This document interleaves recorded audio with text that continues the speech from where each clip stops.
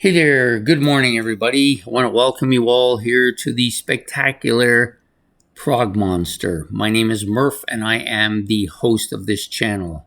So, we're here with the series we are running for the month of August, getting down to the nitty gritty now, with my 31 favorite rock albums released back in 1977. A big year for me, really. I think for a lot of us, it's a pretty big year.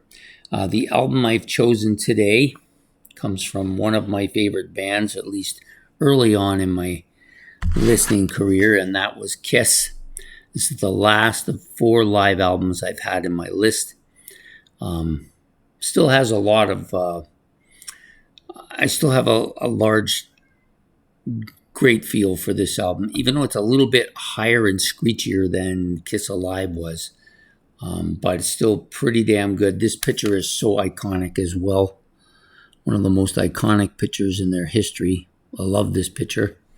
The album itself covers maybe not that great. That's kind of a weird cover, just Kiss Alive too. But I guess still really good. 4 sides on this as well, same as all the Kiss Alive albums early on anyways. Maybe Kiss Alive 3 also has it the same way, I'm not sure. Anyways, 3 live sides and then a studio part at the back end, which I actually wish they had put, another live series at the back in the 4th side, and then maybe used those those studio songs on Love Gun and got rid of some of the cheesier songs on there. It would have been nicer. However, it is what it is. Still a really good album. Good enough to make the top 7 here. This is coming in at number 7. Released back in October the 24th of 1977. To me, this is kind of the end of an era for Kiss. Those early 6 studio albums and 2 live albums.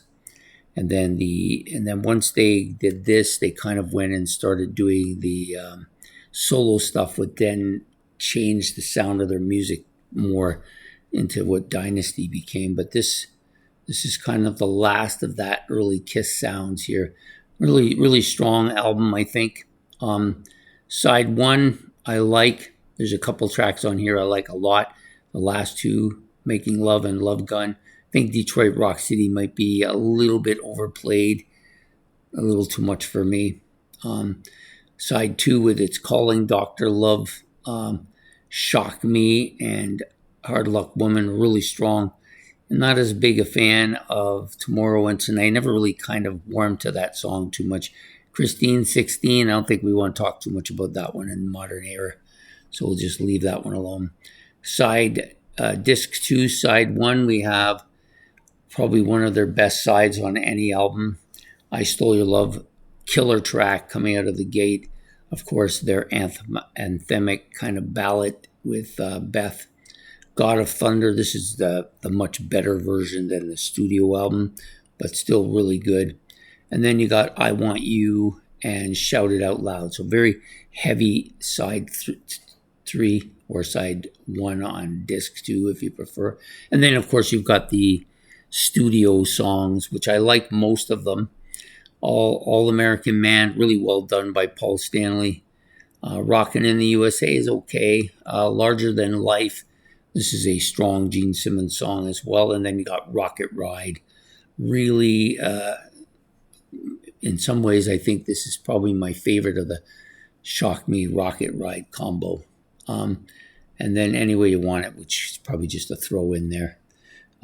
Overall, strong album. Still like it a lot.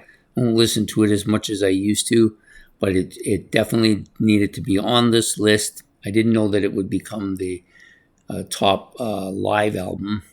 Maybe in a couple of years, Playing the Fool might pass it, but right now it's still the top live album for me. Kiss Alive 2, that's my choice for today. Please hit the like and subscribe. If you want to make any comments about Kiss or Kiss Alive 2, you can do that in the comment section, or you can just go and put your own favorite album or your album that you chose for today in the comment section. So we will see you all tomorrow with another episode.